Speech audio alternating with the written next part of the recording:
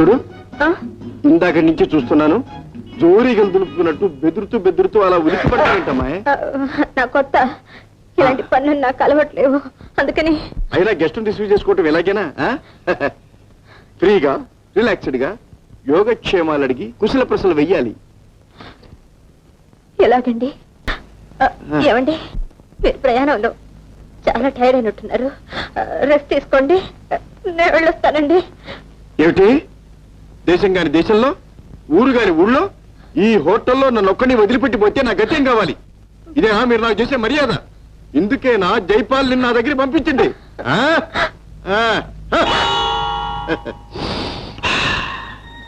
మొహం గడుకొని డ్రెస్ మార్చుకొని వస్తాను. అందాక నువ్వు ఇక్కడే ఉండు. అలా అలా అలా కారులో షికారుకు వెళ్దాం.